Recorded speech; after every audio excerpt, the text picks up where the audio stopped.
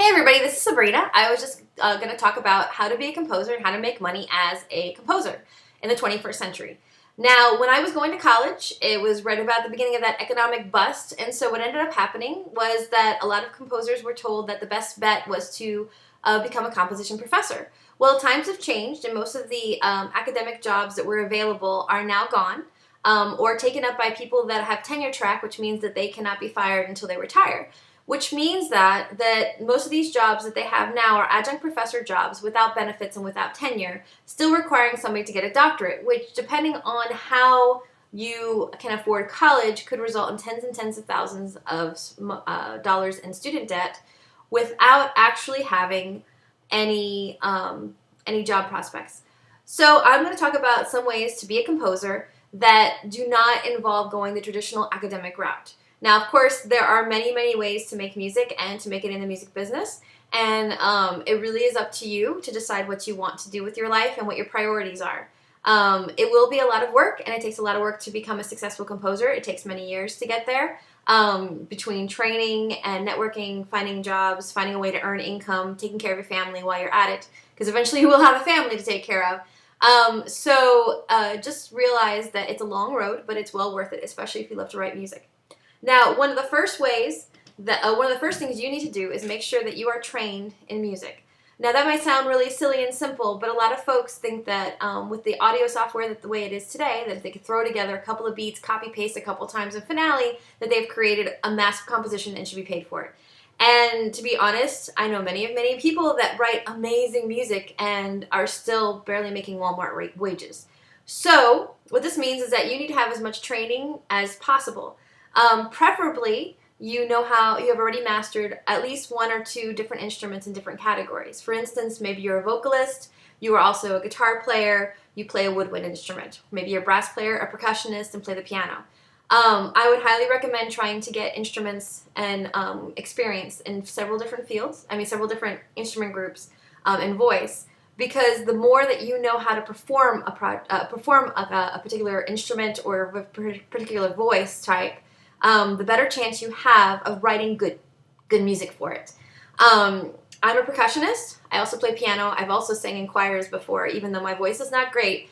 Because I've had that experience, that means when I write music, you can tell, because a lot of my music is percussive. It's very rhythmic.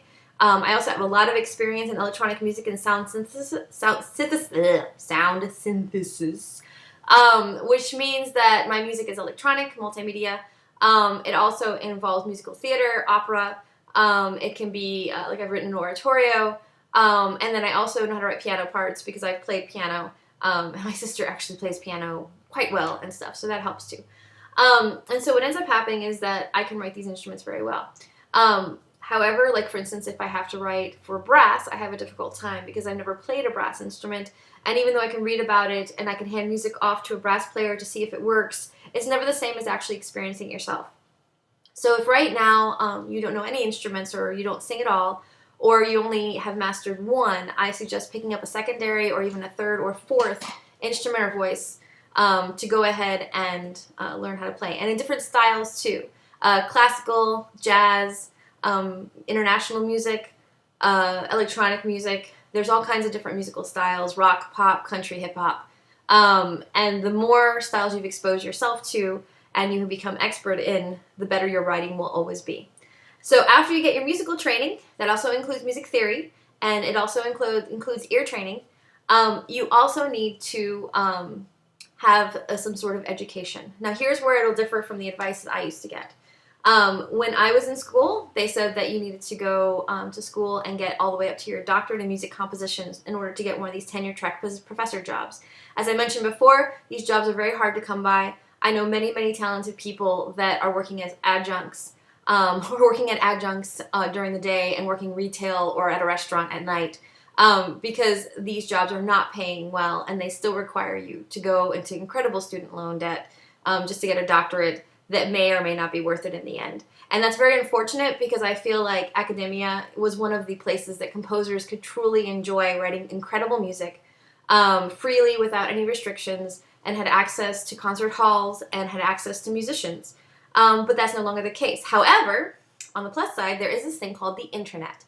And what is amazing about the internet is that essentially if you want to create any sort of music, you can do it. You can distribute it, you can find people to play it and record it, and whether your budget is $0 or $100,000 or more, you can find people that will make your music for you. So even though academia is now not a great place in terms of finding a job, it's still a great place to have commissions and to find musicians. You also can use the internet now and add that as an extra source. So I would suggest that when you're in school, besides taking your composition classes, music theory, music history, also take music business classes, take music technology classes. Because even though you might say, oh, well, I only want to write string quartets, why do I need to take a music technology class? Why do I need a music business class?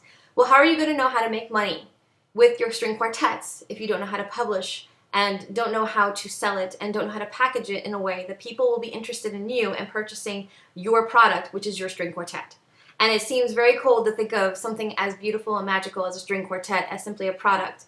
But that is how the economics of it work. If you're not in academia, you've got to work by the business model, which means you have a product, you need to sell it, you need to find somebody that wants to buy it.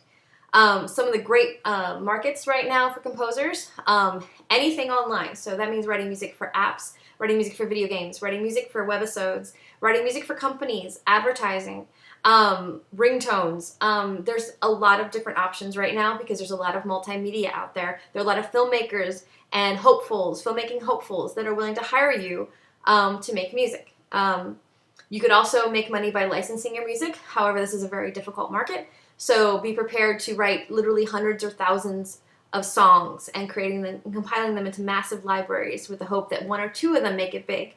And then eventually, once you start getting going with it, you get a good publisher, or you find a niche that really seems to need your music, then it'll snowball from there. And you'll find that, licensing comes a lot easier, especially once your name gets known out there. Video games are great for this. Apps are great for this. Think small scale first and then big scale later. Another great niche you might want to try to get into writing music for high school and middle school bands, high school, middle school choirs. This is also where publishing is still really popular because people still need to publish an entire band's worth of music. So if you like to write for high school or beginners, or you like to write method books, or you like to write for, a beginner string orchestra or community orchestras, then this is another option. You can also go for commissions in which they pay you to write music. And a lot of university ensembles also will pay you to write music, and this is a commission, which is another great way to make money.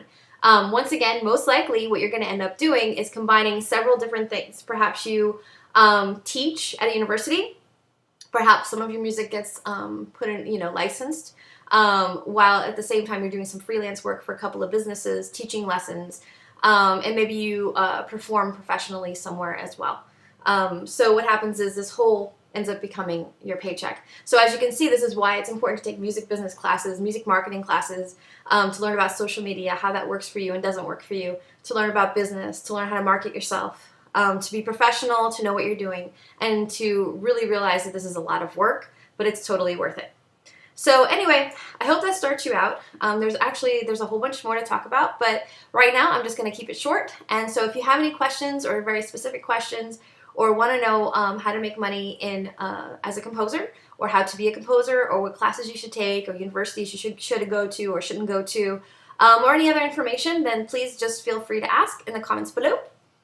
And then subscribe, and thank you so much for listening. All right, take care, and happy music making. Bye-bye.